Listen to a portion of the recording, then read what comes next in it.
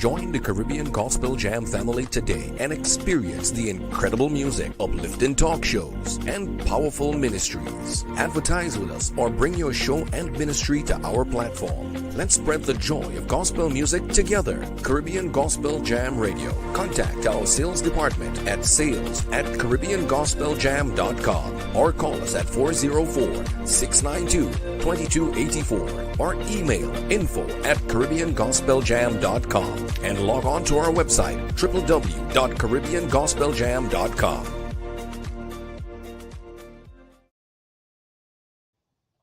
Welcome to the Conversation Global Network family. Welcome where all your possibilities are endless. Welcome to the world's center stage of the Conversation Motivational Hour, the Conversation Motivational Date Night, the Conversation Motivational Small Business Community, the Conversation Small Merchandise Craving. Welcome to the Conversation Zero to Hero TV family, our tribe, our community, and our village. Our love language is value. Our mantra is value. Come on to the world center stage of the Conversation Global Network family. Good night, each and everyone. Welcome to the Conversation Motivational Hour with no other than yours truly, SGGR Seon Gregory Gomes Rodney. Welcome to the trusted platform. Our love language is value. We believe in the reciprocal nature of value. Our mantra is value, meaning to say, whether in the penthouse, under the bridge, we value you. Whether you're happy or sad, we value you. Whether you're married or single, we value you. Whether you're married or divorced, we value you. You have a job or not, we value you. Have a platform or not, we simply value you because value is our mantra.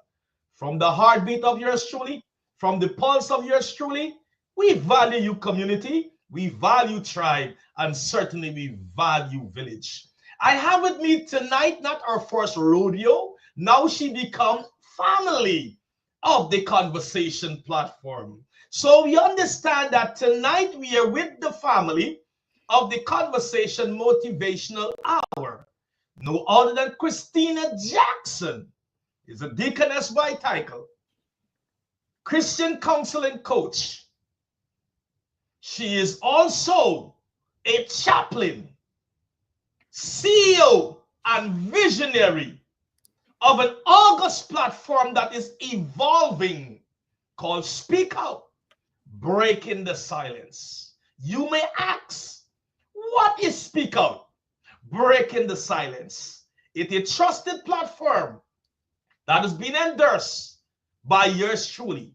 A platform that is there for you to break your silence, whether you're being abused, when you're being controlled, when you're being undervalued, when you're being marginalized. Your glass ceiling was being shattered in negative. It's a place you can able to voice your opinion.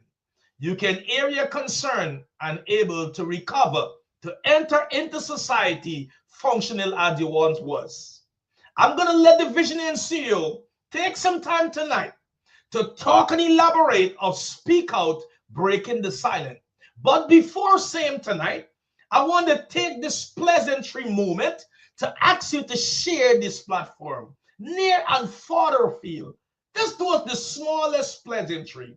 Welcome your honey. Welcome your sweetheart. Welcome your darling. Welcome your wife. Welcome your husband. Welcome your friends and even your frenemies. Welcome them because there's no competition. We are in a complementary zone. So you can even invite those in competition with you. Welcome them this morning. Welcome them tonight. Whatever is your time zone around the world, share and invite. Happy birthday month to all those who celebrate a birthday. Happy anniversary month to all who celebrate an anniversary. Congratulations. And you may say, for what? Purchasing a new home? Have your own business plan rolled out? Have your logo? Have your LLC? And certainly bring a bundle of joy into this world. What a way to celebrate. Not being insensitive at this moment. Our sympathy and empathy go to those who have lost a loved one. We're in a time of bereavement. We are a part of your mourner's bench. We are here to follow your pain, to bring about that change. With that being said tonight, I want to introduce to you, not for the first time, not for the second time, is no other than God's choice vessel for the moment, beautiful, amazing gem, no other than the CEO and visionary of this August platform, Christiana Jackson. Speak out, breaking the silence. Good night, good night, good night. Good night to each and every one of you. How are you doing? I pray that you guys are having a wonderful day. I pray you had a great turkey day. I pray that you had fun with your family and it was just amazing. Tonight, I'm just so grateful and honored to be here with you, Pastor Seon. Thank you so much for inviting me on your platform. I'm Christiana. I'm the host of Speak Out, Breaking the Silence. And I think it speaks for itself. You know, it's a platform where you can come on and break your silence on any topic, whether you're currently growing through the situation, whether you just want to testify about a thing, whatever that thing was or is. You know, it's just a platform where we can come on and talk about the reality of things, the things that are not, the things that are pushed under the rugs. Okay. So we need to come out and speak and touch someone, whether it's just one person. The idea of Speak Out Breaking the Silence is to let that one person know that they're not alone, that one person know that they have a group of us that's standing with them, you know. And so Speak Out Breaking the Silence is there to help me and to help you. Thank you, Pastor Cian, for having me. And someone may say, Christiana Jackson, who was going to listen to me? Am I going to wallow in my sorrow? I'm already entrenched in my pain, but I need somewhere to speak.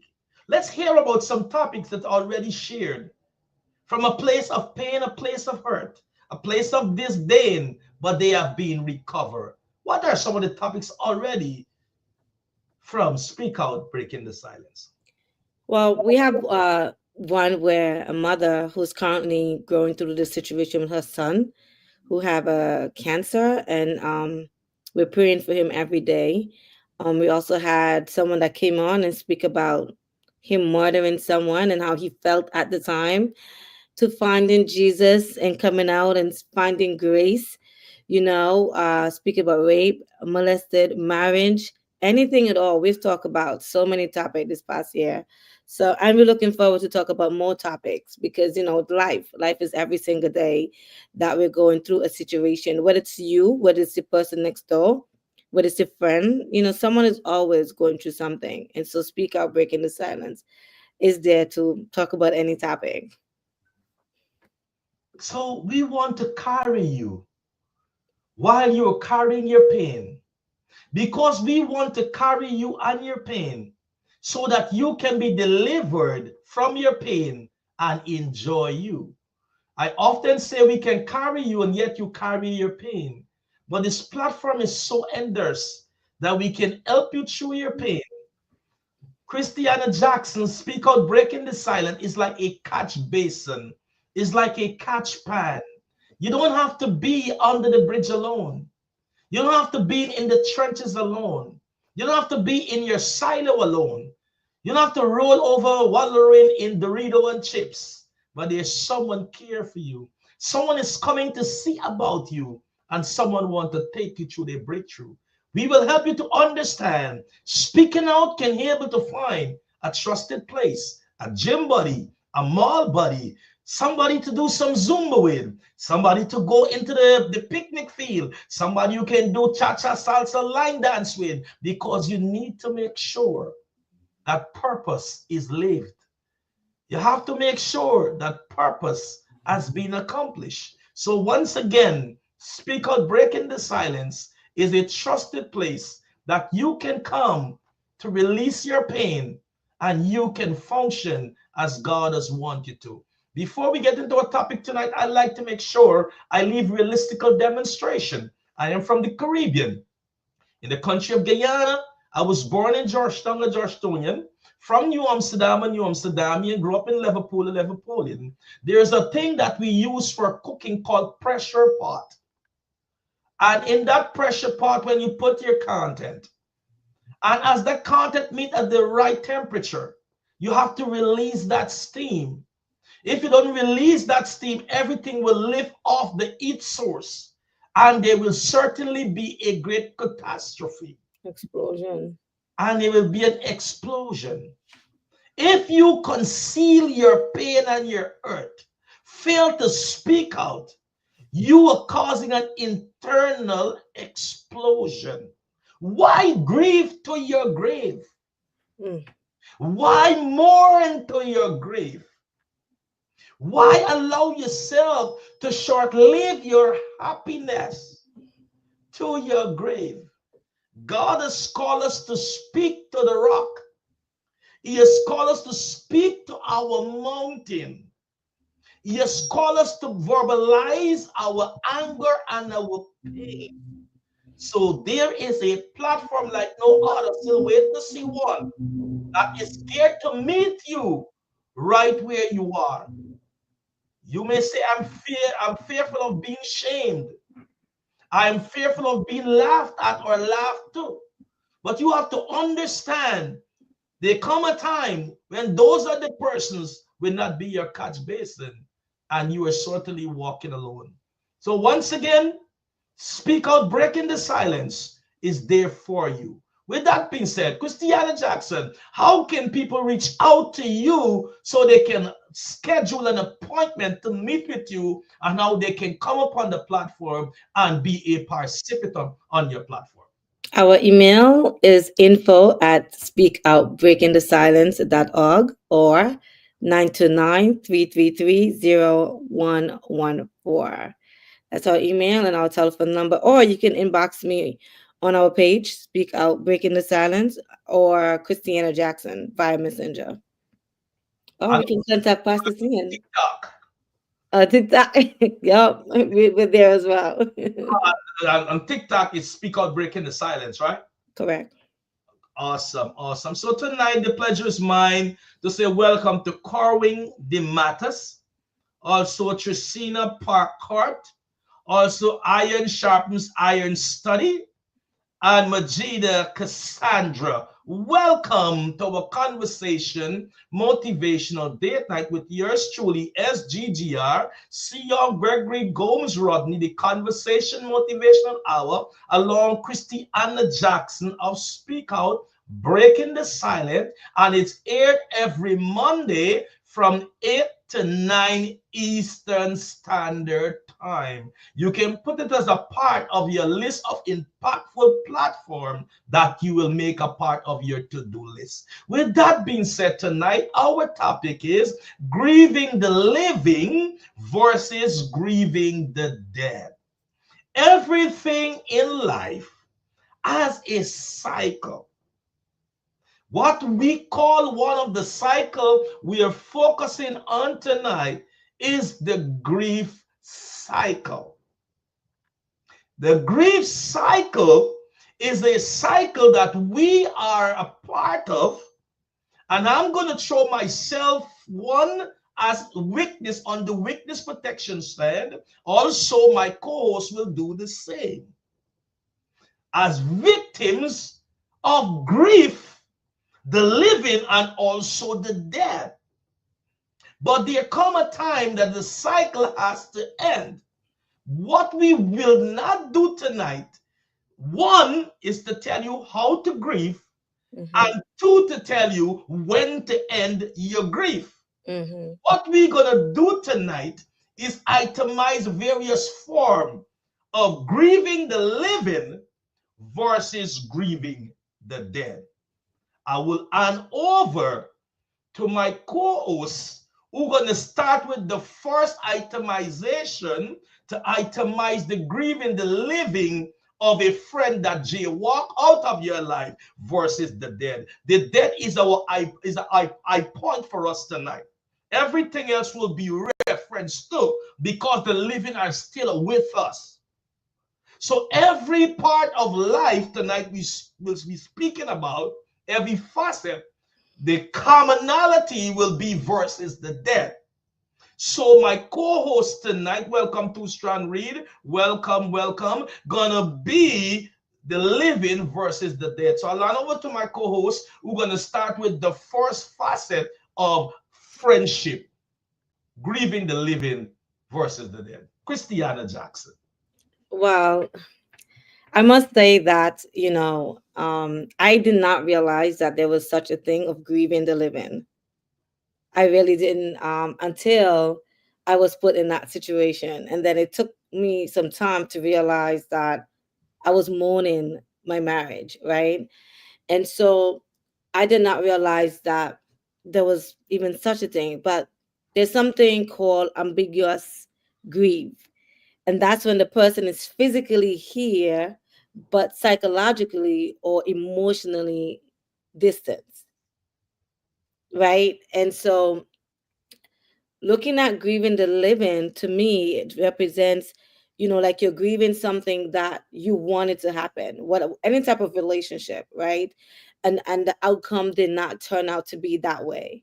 Whereas when you're grieving the dead, you're grieving what were, right, how the relationship was, and any type of relationship, but the person is no longer here, right?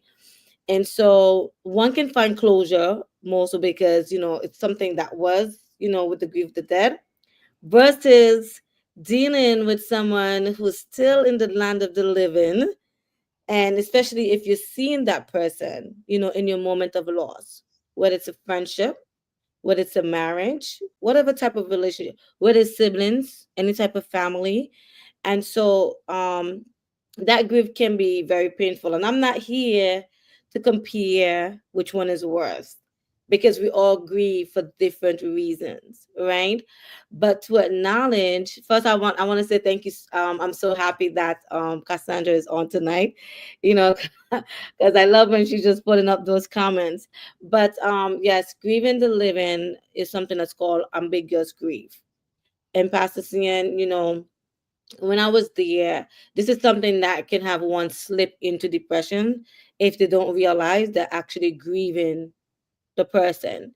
So the person is physically here with us, right? But emotionally or psychologically no longer here with us. And so we're grieving what we desire, what we hope for, what we anticipated the relationship would have been, right? Compared to grieving someone that's dead. And for me, it took a while for me to acknowledge and realize that I was grieving, that I was mourning my marriage at the time. And I was mourning it because it's not the outcome that I wanted. I did not, that's not the outcome I wanted to happen. And when I realized that my marriage is over, then it hit me with a ton of brick. It hit me with a ton of brick because it's not what I anticipated. And I felt like I tried my very best for it to, and I couldn't talk about my experience, okay, grieving the living. And so I tried my very best. And because of that, now I realized that I was sobbing a lot. I was walking around, tears just running up my eyes. You don't want to cry, but you're crying, because it hurt. It's a ton of weight that's on you, right? Because of your expectation that you wanted for whatever that relationship may be. And it's harder because the person is walking around, especially if you're still in that enclosed environment, if you're still sharing the same roof, right? You're sharing the same space. So it becomes, more difficult because you kind of like, you want to be out of that atmosphere, and so you find yourself mourning the marriage, not necessarily the person, but it's what you desire. And I'll just turn it over to you, Pastor Cian. Sandra said, I have learned. She said, grief look different for everyone. It It takes takes time. time. Hmm. She said, I have learned to grieve healthy by thanking God for the time He has given me without loved ones. With that loved one, yeah. Loved one. If the person is a believer, I have hope to see them again. Grieving is the living happened to be doing divorce. I Yeah. was glad the paperwork was finalized because he was an abuser. God helped me heal through counseling and the word of God. Sometimes you may feel fine one on some days, and other days it may sneak up on you, making you feel sad or even cry. Well said. Well said. Well said. Life have started with time. Time is a currency with no exchange. God chronicled time. How do we know that? The book of Genesis tells you from day 1 down to day 6, and he rested on the 7th day. So God chronicled time. And because of our genetical makeup come from time, we were in time, and we come into time, we chronicle time whether we know it or not. In chronicling time, we garnered experiences in the form of investment. And that goes to the living and also the dead. So you can only garner experience when you spend quality time, and time with that person gives you references to the dead and also the living. Let's deal with divorcing, that everybody is on the divorce facet first. You invest in this person, vice versa, male or female. And because there is an investment over a period of time, the investment and the time are part of your psyche, a part of your soul. In that lost of that time, because now the bed is the place of experience. The chair is a place of that experience. The specific movie theater is a place of that experience. There's a special touch, a special smile, a special time factor is a part of the experience for the living and the dead. But with the living, there is still, especially in the infancy stage of that divorce, there's still an expectation that is real, this person is coming. And because there is this vacate of this space, you can go into depression. Because even what is really have this paperwork of divorce, the legal separation, but the time spent, the investment made, there's still in infancy stage an expectation because the person is still alive.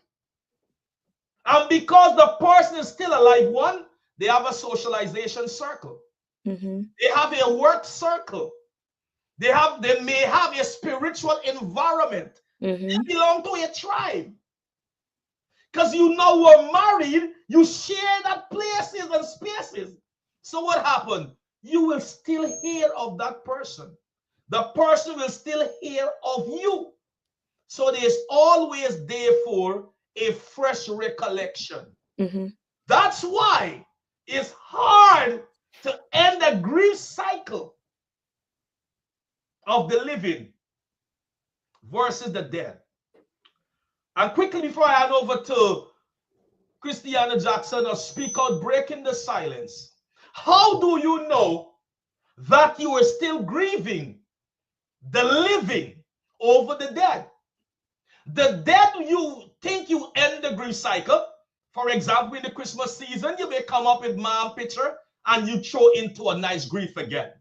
You may come up with a dress of dad, a suit of dad or a pants of dad, and you gone back into that grieving.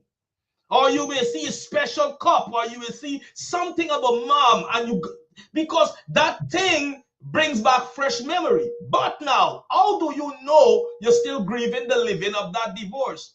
Oh, I see X. I don't want to put name here because somebody may have the same name, right? I see X and I see Y. And right away you spark your interest. You gone to see where Y living, start finding out if they're renting, Start finding out if they owned. You start finding out, I wonder what happened. Your grief telling you that they should not be where you are. They should be subsiding Right. you. Right. So that great special interest is a part of your grief cycle. When your grief, I like what Cassandra said. I don't want to Triggers. triggers you. Triggers. When Yeah. you end your grief cycle, it means nothing to you.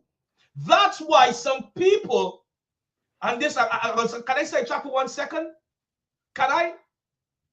I want the audience to hear you. Can I? What?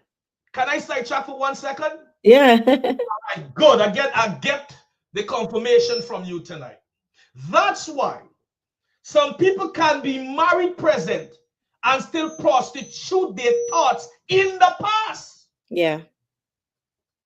because they're still grieving the moments of the past while they're in the present.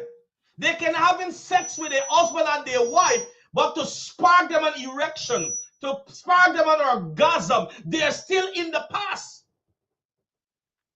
because they haven't ended the grief. They're still with the present. They expect to be touched by the past. They expect to be romanced by the past because the past is still alive. So you haven't ended your grief cycle, Christiana Jackson. Grieve is the person is still in the world, Mm-hmm. but no longer in your world. So you're grieving, um, like you said, you might go to church, you're living. So whatever your space may be, you now have to deal with that person no longer being there. You know what? I was grieving even though we were still in the same space, right? And so there's also, I mean, we talk about marriage and divorce because, it's what I can talk about.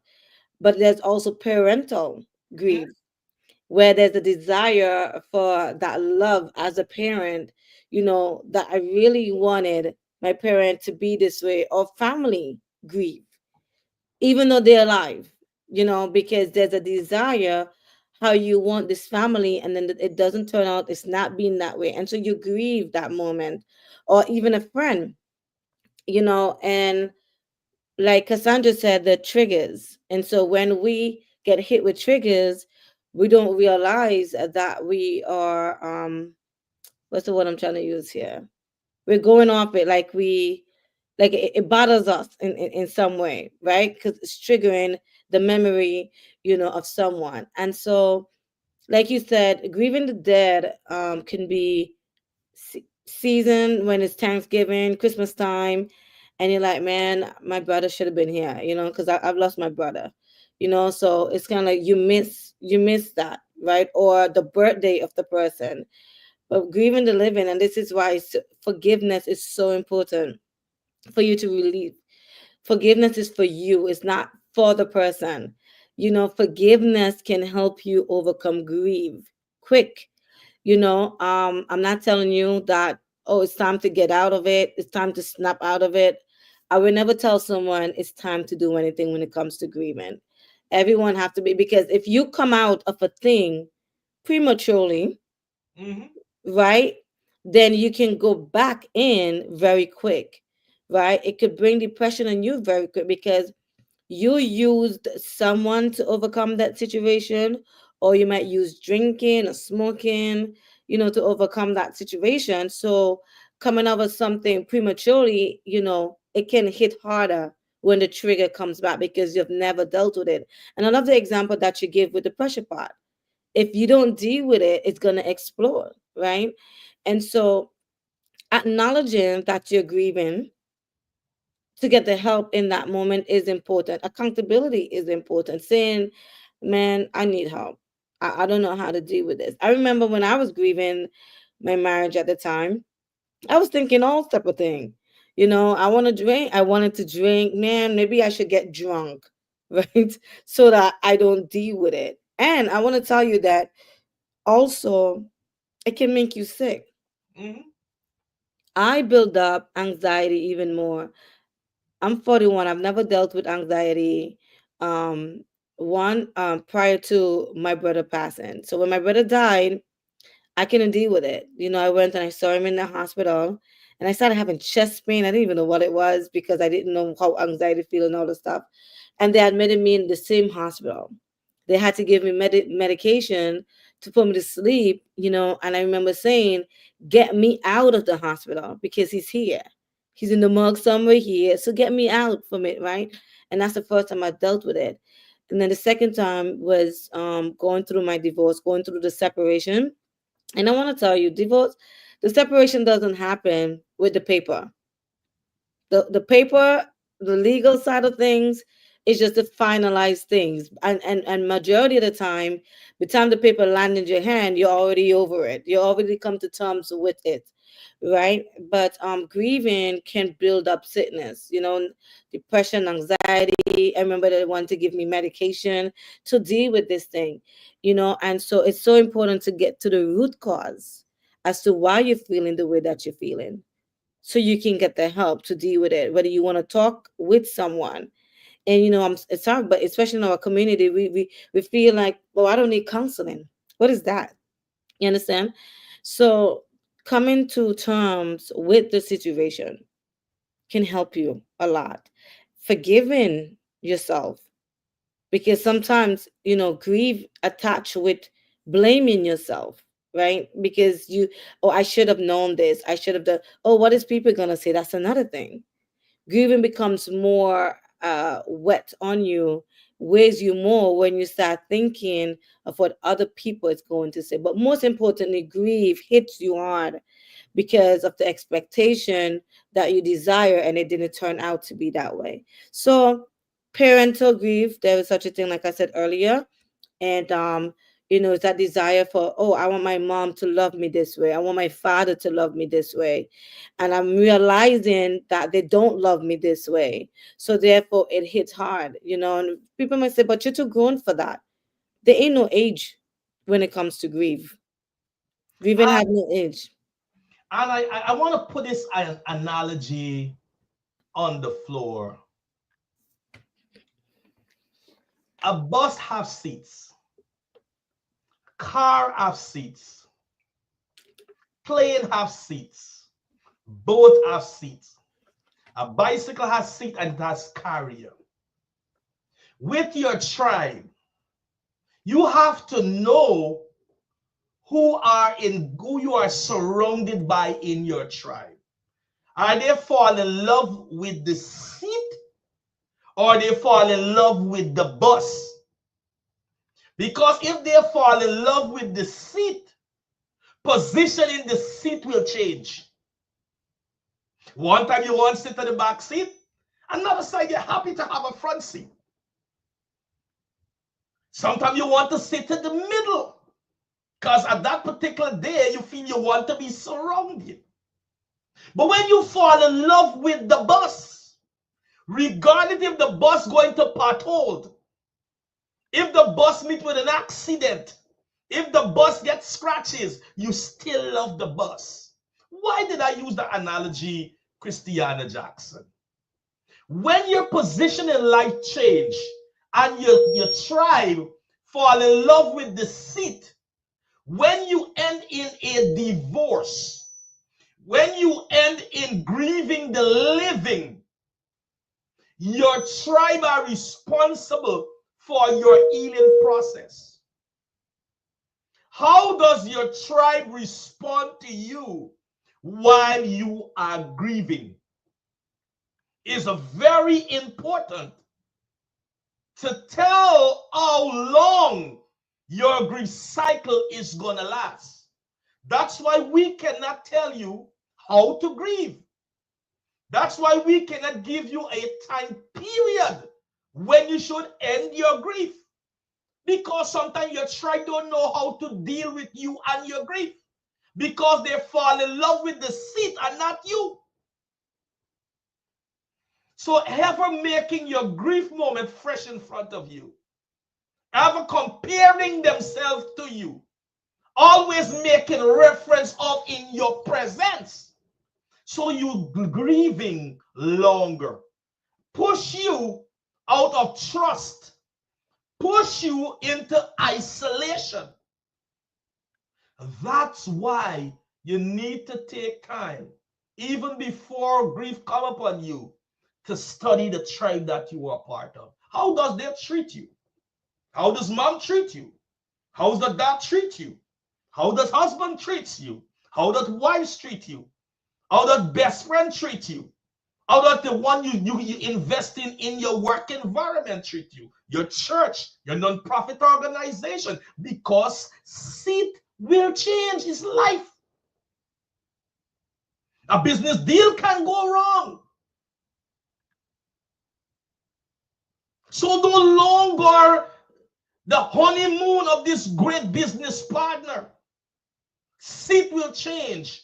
So how would your tribe deal with you while you are grieving? Tonight, for those who came in late, we are dealing with grieving the living versus grieving the dead. Christiana Jackson.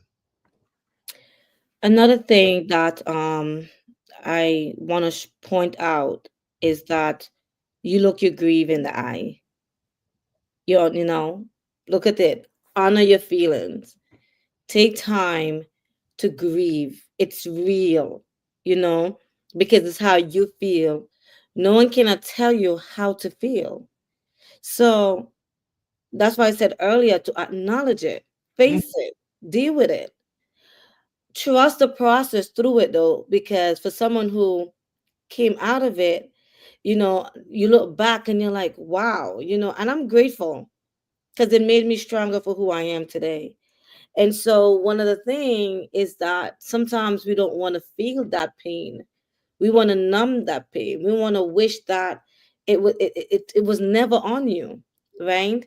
But face it and honor your feelings. And don't let anyone tell you, ah, it's nothing. No, it's something. If you're feeling a way about it, it is something for you. And it's real. Okay. And so looked your grief in the eye and said, you know what? This is how I'm feeling. I know that you're not going to stay there. We've always said, listen, there's a light at the end of the tunnel. So you're going to get past it. And a lot of time, Pastor CM, a lot of us want to skip the grieving process. We want to skip it. We don't want to deal with it. We want to skip over it. Right? But my saying, trust the process. Trust the process, okay? Even listen, even with my sister locks.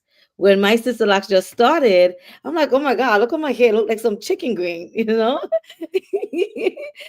But I love it and I embrace my hair. I love it today, but I didn't love it when it started, right?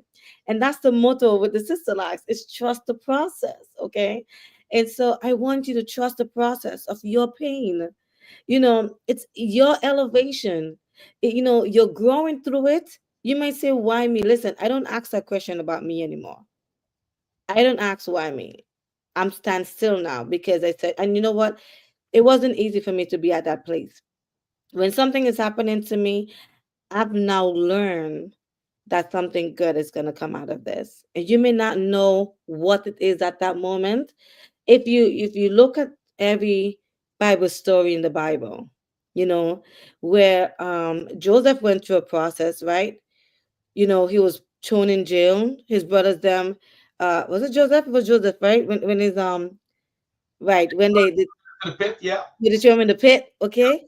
He went through a process, right? And then he was even in jail because he didn't want to sleep with the woman, right? So, all that was a process that he went, and then he became who at the end? It was the same person that came and helped his family. So we don't know the great design that God is setting you up to be. If I didn't go through that process, I would not have been a chaplain today.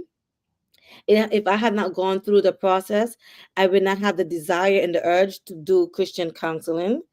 If I hadn't gone through that process, my podcast might have been still in limbo. Like, okay, I'm not ready to start it yet. All right.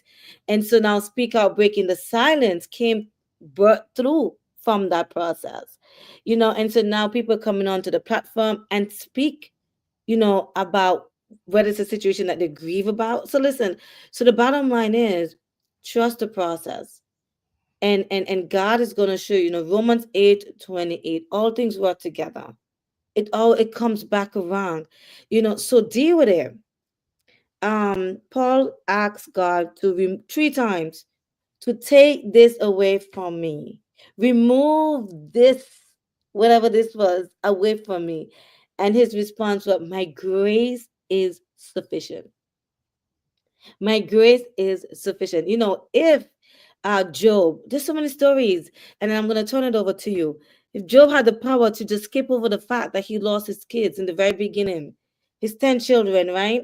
And then he had, what do you call them? Each one from the flock came and said, all of the sheep are gone, all of this is gone, all of that is gone, right? And then he went through the process of being ragged, okay? But in the end, God gave him double for the trouble. So trust the process. It's a process. Deal with it. God's grace is enough. Pastor Seon. And I want to say, hello, it's me, crying from the other side. Mhm. I want to sink into somebody tonight. Hello, it's me, crying from the other side. Because we have to be honest. Mhm. It's me, crying from the other side, that I'm still grieving, mom. It's me, Mhm. crying from the other side. I'm still grieving the divorce. Yeah. It's me, crying from the other side.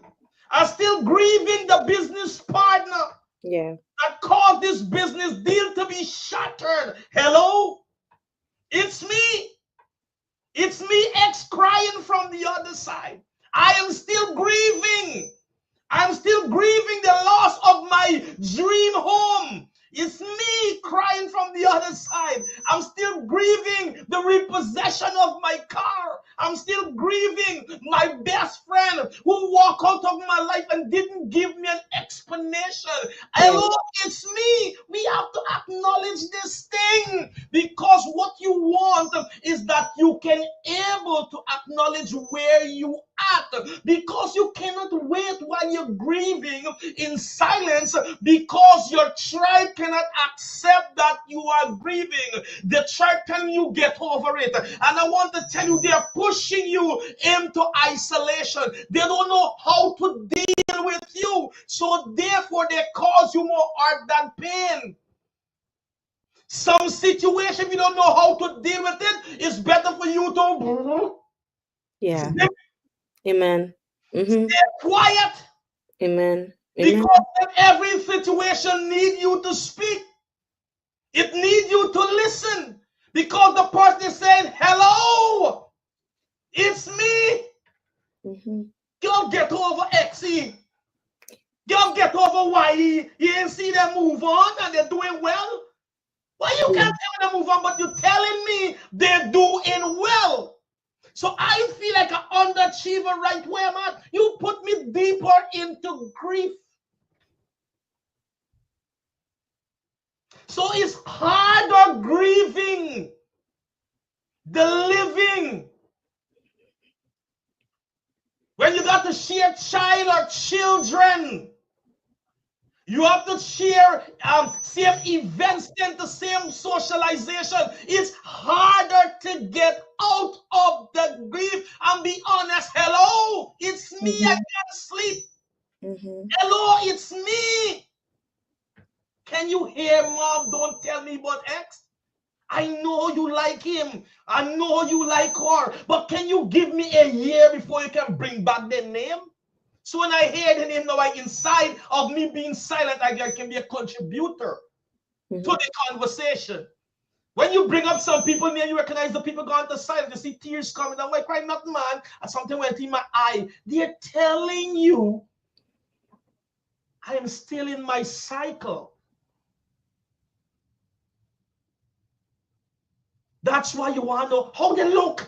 These are the words you actually cause you recognize a trauma of that grief take to another from a 0 to 100. So you have to know your tribe. Are your tribe fall in love with the seat or with the bus? Can the tribe deal with you when your seat is changed? Or can the tribe deal with you despite of? That's why grieving the living. There will be accomplishments. There will be setbacks. They will get better jobs. They may not get better job. They will own or they will lose. They will get fat. They will get fine. They will have sickness. They will still be healthy. They will migrate and meet worse. They will migrate and meet better. This is a part. Hello. Acknowledge that I am still here and they must deal with you that you were saying hello. Our words can help people to feel that they're ashamed of their situation without knowing the true intent, the whys of, and the whys for. So if you cannot handle a situation, recuse yourself from making comments. It's okay to say, I hear you saying hello, but I cannot contribute. I can sympathize, but I cannot empathize. I never walk a mile in your shoes. It's okay. Let me use, can I sidetrack for 1 second and hand over to you? Mm-hmm. Yes, sir. Because what I'm about to say is hello. So when you said hello from the other side, I feel this knock my toenail off. To your tribe. And your tribe is saying to you, I want you to listen carefully tonight. Because our topic for those who came in late, I see Pastor Seon Rodney came in late. I see Nikki Scarpio came in late. Pamela Corlett came in late. Let me read the comments quickly. Pastor Seon Rodney said, better is the end of a thing than the beginning. Hashtag process. Pamela Corlett said a blessed good night to Pastor Seon, the woman of God, and Pastor Seon say hello. So tonight, when you are saying hello, you see, that's why your tribe is very, very, very much important, you know. We put busyness over the thing that we should just busy about. So you miss the sign of the tribe that you are part of. Do you really care about handling me? You know, back in the days, the tribe was like, but you can't handle me. And I never understood what she really mean. But as I get more mature, I was under our assessment. And according to our assessment, Seon, you cannot handle me because you fall in love with my seat. And you fall in love with the bus. Because she know herself. Sometimes in vernacular, Caribbean vernacular, buy you a little Bible, you could do it, you can handle me. Because the girl you want to get with, she assesses you. Here is the quick point I want to make. When you say hello from the other side, and your tribe is saying to you, Christiana Jackson, well, you know, sorry for you. I married for 25 years and I going good. I looking nice. Me husband love me. Glad. So your tribe will help you who are grieving the living, feeling that you are worst of. Yeah. They just take away your value. Not knowing that you just came out of an abusive relationship. Maybe verbal, maybe sexual, maybe what kind physical of abuse. And it worked for you to be alive that you jaywalk out of the marriage. So you come with the report to your tribe. Welcome, Quincy Gold. You came to your tribe with your report. And your tribe don't know how to handle. But I was married for 40 years. Look, you try that. So your tribe being dismissive, God help you grieving the divorce. And next morning, the news has came, somebody just committed suicide. Mm-hmm. And you can't get over from your mind now because things in life are the way it's catching up with you, right? But I tell why that she get over that and I throw me margin in she face, but I know she would have committed suicide, man. She really soft. If you cannot deal with certain situations, why grieving over the friend? But there's the friend you share even your underwear with. That's the friend you give your last penny with. And now they hang you out to dry in the world. You will grieve something like that. That person wants your BFF. They put all your laundry outside for everybody to see when they should cover it. God judged a nation for that. You remember Noah's son, the one that showed his father nakedness? Mm-hmm. It's serious. Your tribe have to get your back. Don't use your situation to make people feel worse than they are, because they are grieving. If you cannot walk a mile in their shoes, don't try to tell them what to do. You never been kicked by your husband, so don't tell them, oh, my husband never kicked me. It's fine for you, but this is not the, girl, I just lose my house. Girl, thank God I paying on time, my mortgage on time. How I must feel? I am already grieving.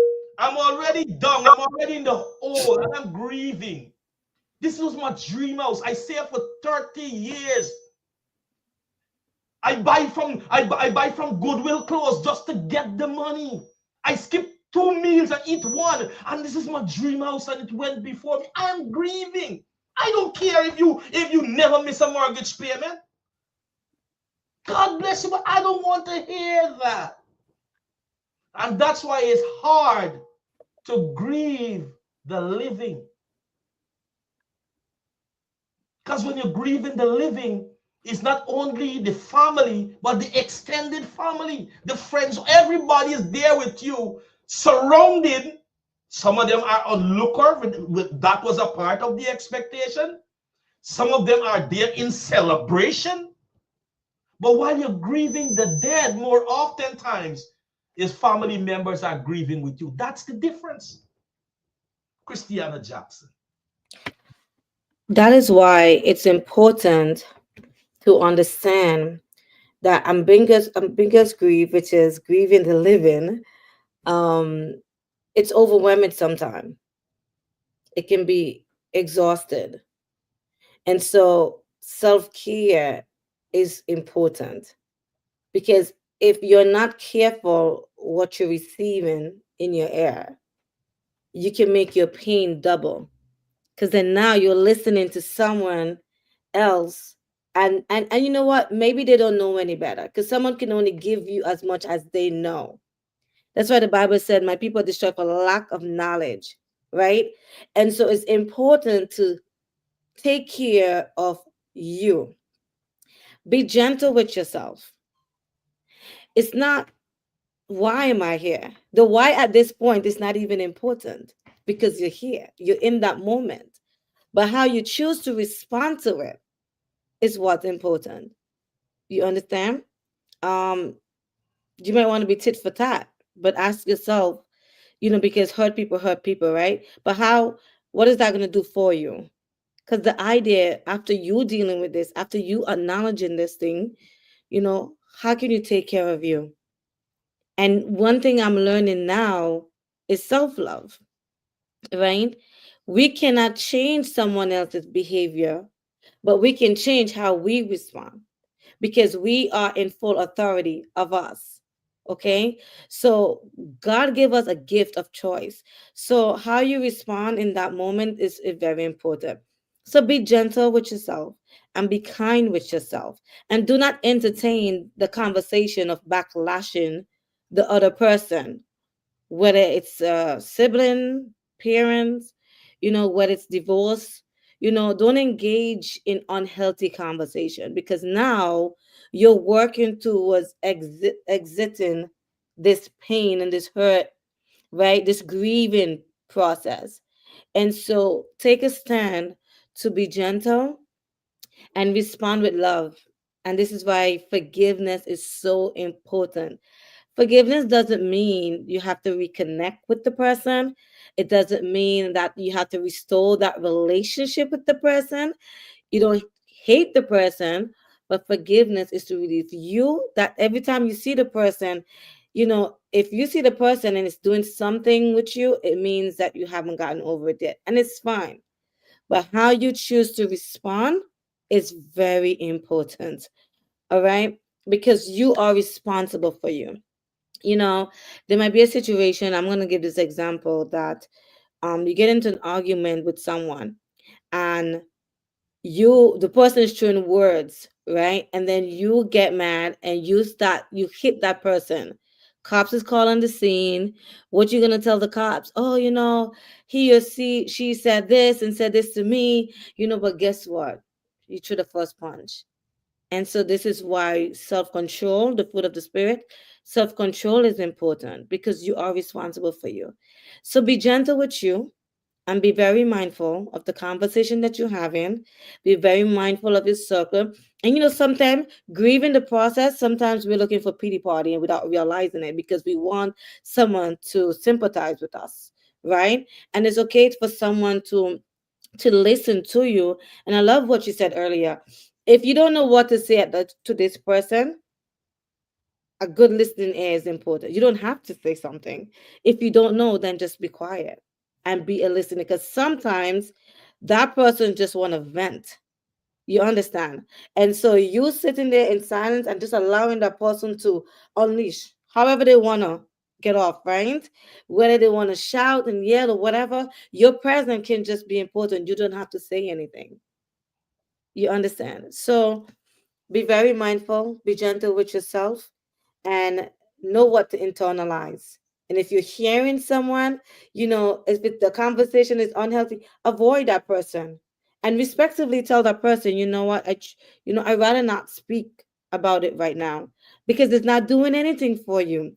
So you want to cut off what you're listening to if it's unhealthy, right? And so I'm going to pass it over to you, Pastor Thean. But Seminat said something that's important.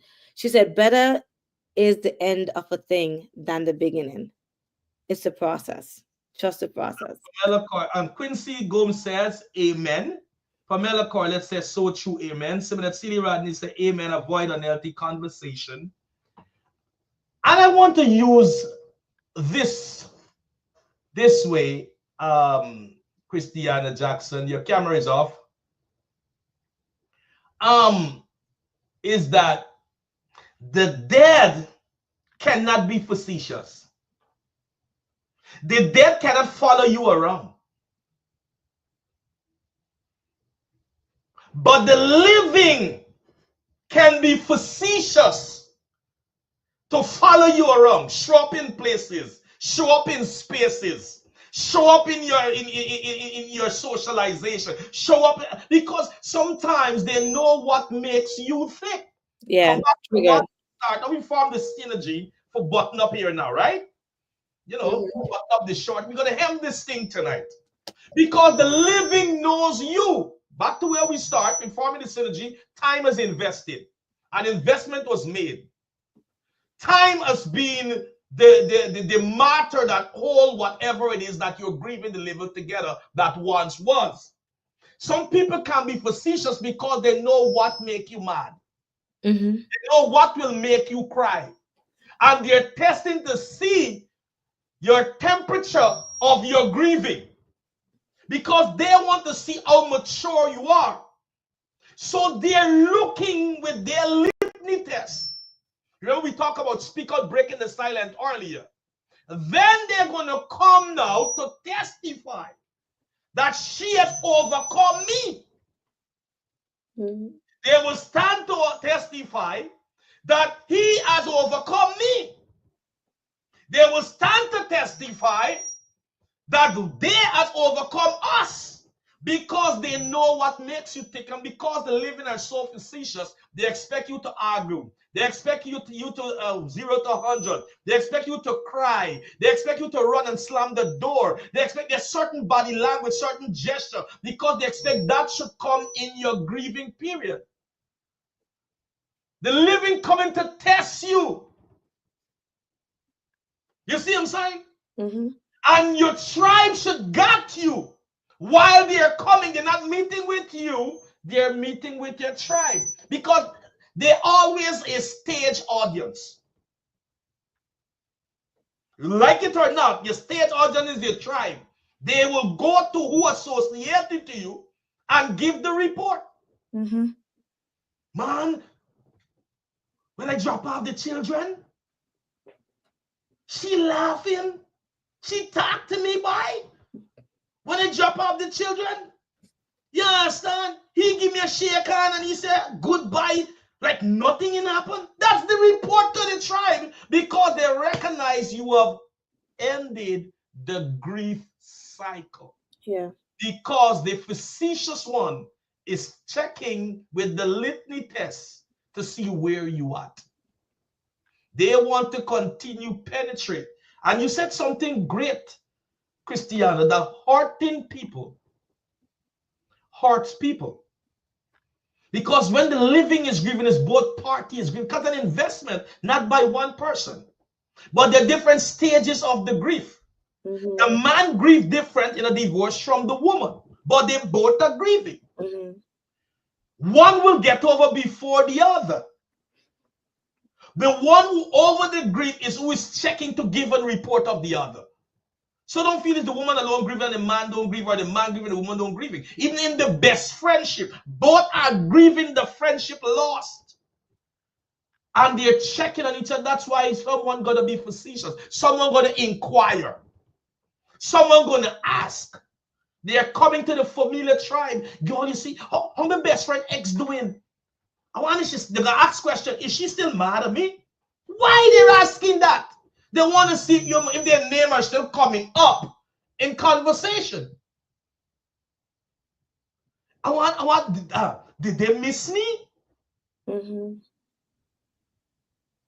I expect every Valentine Day she'll wear this, or he has wear the specific thing that we wore certain time. Did they wear that? Because they're doing the litany test to see where your grief cycle is. Find a trusted tribe that doesn't only fall in love with the seat, but fall in love with the bus. Because seats in life will change. There are time to own, there are time to rent, there are time to laugh, there are time to cry. There are time for plant, there are time for gather grain. There are time you will be single, there are time you will be married. There are time you will be married, and there are time you will be divorced. There are time you will be healthy, there are time you will be sick. There are time you will have a job, and time will. There is seasons that the seat will change, Christiana. So don't think this not gonna happen to me. Oh yeah, Mm-hmm. Christiana. So one of the things that we sometimes forget is knowing when to take accountability, and it's cleaning up your side of the track. So in grief, something did happen because we know no one is perfect. So it's acknowledging where you went wrong in that process and learning to be a better you. So if we keep pointing the fingers at the other person, whoever that may be, then what we're doing is that we're not looking in the mirror, self examination. What could I have done differently? And you work towards that change, and forgive yourself. So cleaning up your side of the track is important to move ahead, to move forward. Because if you don't do that, what's going to happen is that you may repeat that same cycle if you don't come to a place of accountability.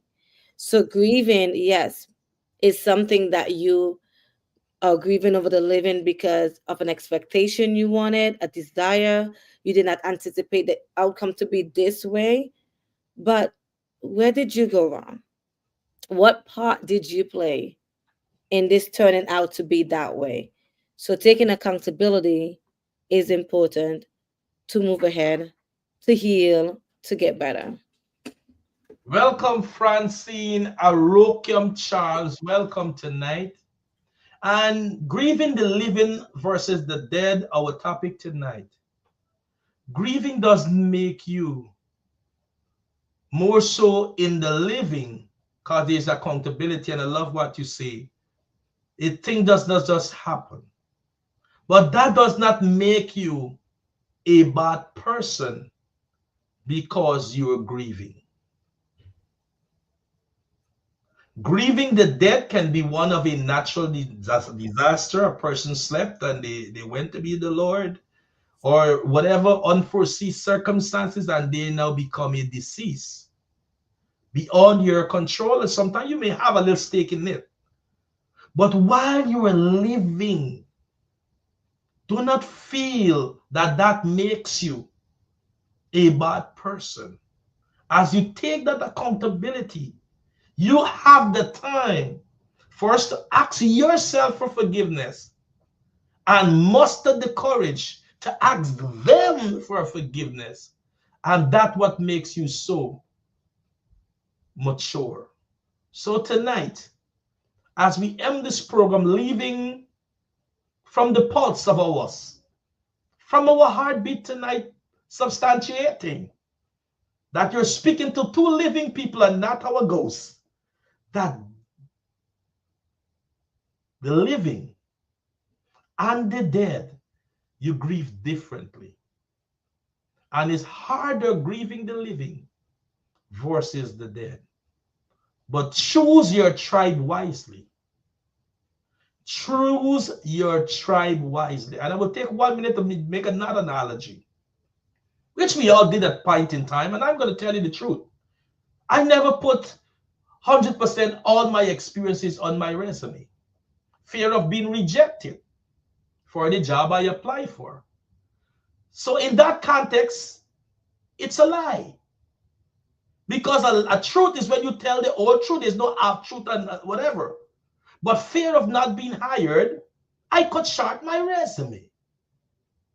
So your resume is what some people full up, and they does not represent the resume. I full up a resume to be your best friend. But maybe you were a great giver, I saw from the other side. Hello? I may see that you like roll deep. So I attached to you. But it wasn't an authentic attachment. Resume isn't telling the truth. You put on the resume, I'm a team player. You're not a team player. On the resume, I always on time. You know you get issue with being on time. You lie on your resume. So don't feel bad for where you are grieving. You are not a bad person. Either you lied on your resume or somebody lied on their resume. But just hello from the other side. Christiana Jackson, what do you want to tell the people before we go tonight? Oh man, congrats to moving on to the next level. Don't stay there. Don't stay that grieving moment. But congrats on taking the step to be a better you.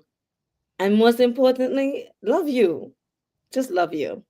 You are important. You are value. Your place in this world is important. So, congrats.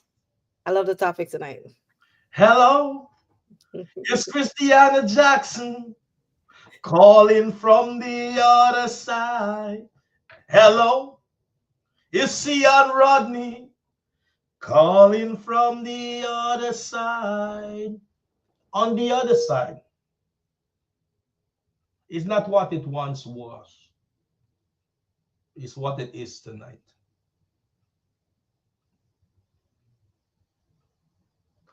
Cassandra said, they show you the fake representative and impress you. Resume. A matter of fact, I will steal next week from you again. And we're gonna deal with resume representation, Christiana Jackson. I know I can adopt you. So because of our relationship, they know we are both chaplain and we are both Christian counselors, so I can adopt you. And we're gonna deal with resume representation next week. So let me don't get into that uncharted water for tonight. Let's reserve something to keep the appetite open. And Cassandra said, do not ignore signs and red flags. It's God's protection. Let me write this down because I'm not young anymore. Resume representation.